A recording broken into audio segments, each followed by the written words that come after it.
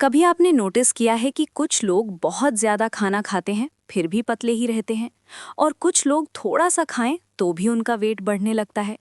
कुछ लोग बिना स्वेटर के ठंड में भी कंफर्टेबल रहते हैं, जबकि कुछ लोगों को हल्का ठंड भी बर्दाश्त नहीं होता। कुछ लोग 2 आम खाते ही पिंपल से भर जाते हैं और कुछ लोग कुछ भी खा लें उनकी स्किन फिर भी ग्लो करती रहती है। आयुर्वेद में इसे प्रकृति कहा जाता है और जब तक आप अपनी प्रकृति नहीं समझते तब तक आप किसी और का डाइट, रूटीन और लाइफस्टाइल फॉलो करके सिर्फ अपना बैलेंस बिगाड़ते रहोगे। आज की इस वीडियो में आप जानोगे कि आपकी प्रकृति वात है, पित्त है या कफ है, और कैसे सिर्फ अपनी बॉडी टाइप समझकर आप अपनी स्किन, डाइजेशन, वेट और एनर्जी को नेचुरली बैलेंस कर सकते हो। हेलो फ्रेंड्स, स्वागत है आपका हेल्थ संकल्प चैनल पर, जहां हम आयुर्वेद और मॉडर्न साइंस को साथ लेकर हेल्थ को सिंपल तरीके से समझते हैं। आयुर्वेद कहता है कि हर इंसान एक यूनिक बॉडी ब्लूप्रिंट के साथ पैदा होता है। जैसे हर उंगली का फिंगरप्रिंट अलग होता है, वैसे ही हर व्यक्ति की शारीरिक और मानसिक प्रकृति भी अलग होती है और इसे हम बदल नहीं सकते हैं। लेकिन अगर हम अपनी प्रकृति पर ध्यान नहीं देते तो वो धीरे धीरे बिगड़ सकती है, जिसे आयुर्वेद विकृति कहता है। इसी इम्बैलेंस की वजह से धीरे धीरे अलग अलग हेल्थ प्रॉब्लम्स शुरू हो जाती हैं। ये प्रकृति ही डिसाइड करती है कि आपका डाइजेशन, भूख और नींद कैसे होंगे, आप पतले रहेंगे या मोटे, आपके इमोशंस कैसे होंगे और आप स्ट्रेस को कैसे हैंडल करते हैं। आयुर्वेद के अनुसार ये पूरा यूनिवर्स 5 तत्वों से बना है: पृथ्वी, अर्थ, जल, वाटर, अग्नि, फायर, वायु, एयर और आकाश, स्पेस। ये 5 तत्व सिर्फ बाहर ही नहीं बल्कि हमारे शरीर के अंदर भी मौजूद होते हैं। हमारी हड्डियां, मांस और स्किन पृथ्वी तत्व से बनी होती हैं। खून, पसीना और यूरिन जल तत्व को दर्शाते हैं। डाइजेशन की जो आग होती है वो अग्नि तत्व है। सांस लेना और शरीर की मूवमेंट वायु तत्व से होती है। और शरीर के अंदर जो खाली जगह होती है, जैसे आर्टरीज, इंटेस्टाइन और नाक के पैसेजेस, उसे आकाश तत्व कहा जाता है। हर व्यक्ति के शरीर में तीनों दोष मौजूद होते हैं, लेकिन इनका बैलेंस हर किसी में अलग अलग होता है। किसी में एक दोषा ज्यादा डोमिनेंट होता है, किसी में 2, और बहुत ही कम केसेस में तीनों दोष लगभग बराबर होते हैं। शरीर में जिस दोषा या दोषा के कॉम्बिनेशन का प्रभाव ज्यादा होता है, वही आपकी प्रकृति यानी आपका नेचुरल बॉडी टाइप निर्धारित करता है। सबसे पहले बात करते हैं वात प्रकृति की। वात प्रकृति के लोग हवा जैसे होते हैं। उनका चलना भी फास्ट रहता है और बोलना भी फास्ट रहता है, और ज्यादा देर एक जगह टिक कर रहना इनके लिए मुश्किल होता है। ऐसे लोग अक्सर पतले होते हैं और उनका वेट बढ़ाना मुश्किल होता है। वात प्रकृति में रूखापन ज्यादा होता है, इसलिए स्किन ड्राई रहती है, बाल सूखे और रफ होते हैं, और जॉइंट्स में लुब्रिकेंट कम होने की वजह से जोड़ों में दर्द या अकड़ महसूस हो सकती है। इन्हें ठंड ज्यादा लगती है, इसलिए गर्मियों का मौसम इन्हें ज्यादा कंफर्टेबल लगता है। इनकी भूख भी इर्रेगुलर होती है, कभी ज्यादा भूख लगती है और कभी बिल्कुल नहीं। मानसिक रूप से वात प्रकृति के लोग मल्टीटास्किंग होते हैं। एक काम पूरा होने से पहले ही दूसरा शुरू कर देते हैं, इसलिए एक ही काम पर लंबे समय तक फोकस करना इनके लिए थोड़ा मुश्किल होता है। उनके थॉट्स बार बार बदलते रहते हैं। ये लोग जल्दी सीखने वाले और क्रिएटिव होते हैं। इसी चंचलता की वजह से वात प्रकृति के लोगों में कभी-कभी घबराहट या एंग्जाइटी भी देखने को मिलती है। जब वात इम्बैलेंस में चला जाता है तो gas, bloating, constipation, joint pain और बॉडी स्टिफनेस जैसी प्रॉब्लम्स हो सकती हैं। मन रेस्टलेस हो जाता है, नींद डिस्टर्ब होती है और एंग्जाइटी बढ़ने लगती है। अब बात करते हैं कि वात को बैलेंस में रखने के लिए क्या-क्या ध्यान रखना चाहिए। वात को शांत करने के लिए ऑयलिंग सबसे बेस्ट थेरेपी है।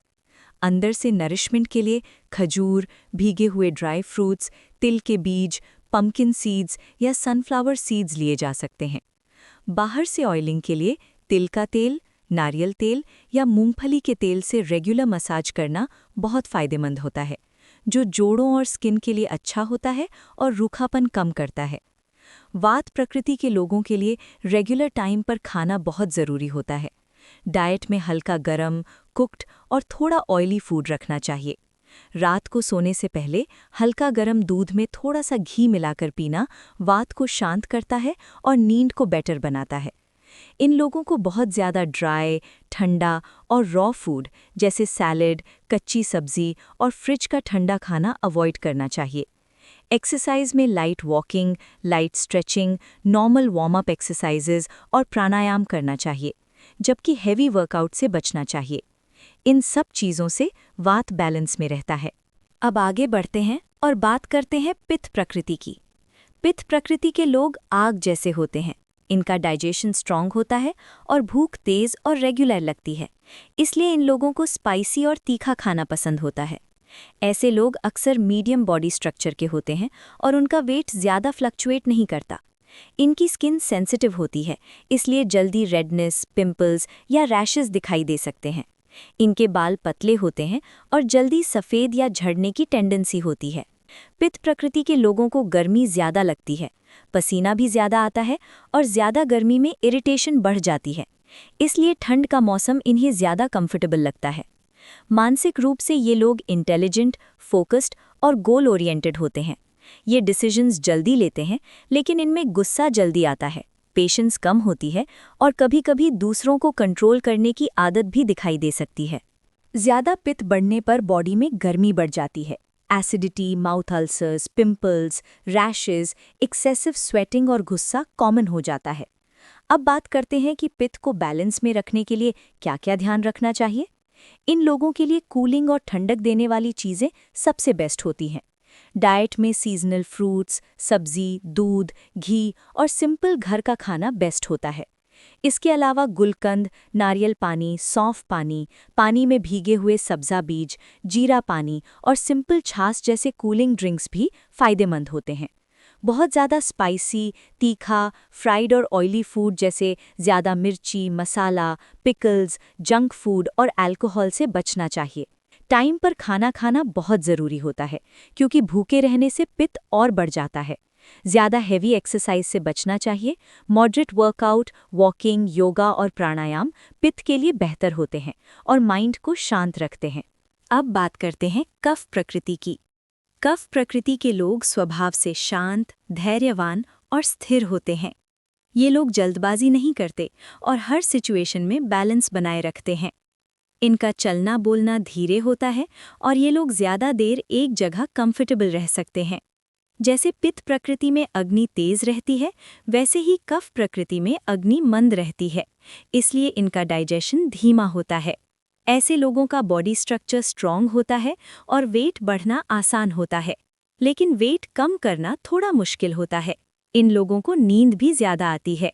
कफ प्रकृति में स्निग्धता और हेवीनेस ज़्यादा होती है, इसलिए स्किन सॉफ्ट और स्मूथ रहती है और बाल घने और मजबूत होते हैं। मानसिक रूप से कफ प्रकृति के लोग शांत, पेशेंट और इमोशनली स्टेबल होते हैं।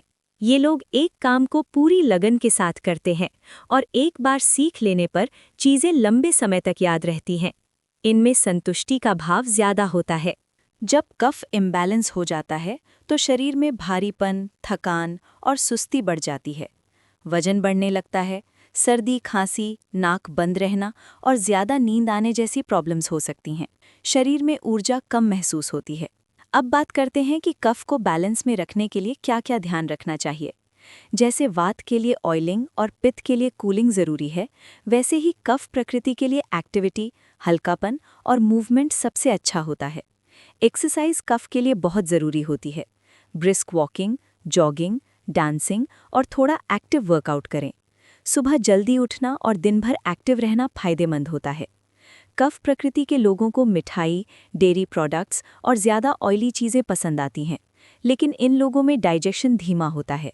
इसलिए अपनी डाइट में अदरक, काली मिर्च, हल्दी, ब्लैक पेपर, दालचीनी, लौंग और ग्रीन चिली जैसे देसी मसाले शामिल करने चाहिए, जो कफ को बैलेंस करने में मदद करते हैं। बहुत लोग पूछते हैं कौन सा दोशा बेस्ट है। आयुर्वेद का क्लियर आंसर है, तीनों दोशा अच्छे हैं जब तक बैलेंस्ड हैं। प्रॉब्लम दोशा में नहीं, इम्बैलेंस में होती है। जब आप अपनी प्रकृति समझ जाते हैं, तब आप अपने खाने, लाइफस्टाइल और रूटीन को स्मार्टली चूज कर पाते हैं। कमेंट में ज़रूर बताइए कि आपका बॉडी टाइप क्या है और आपको कौन सा दोषा ज़्यादा बढ़ा हुआ रहता है, वात, पित्त या कफ। अगर आपको ये जानकारी उपयोगी लगी हो तो वीडियो को लाइक करें, चैनल को सब्सक्राइब करें और अपने परिवार और दोस्तों के साथ शेयर करें ताकि और लोग भी इस बारे में जान सकें। हेल्थ संकल्प के साथ रोज़ हेल्दी रहने का संकल्प लीजिए।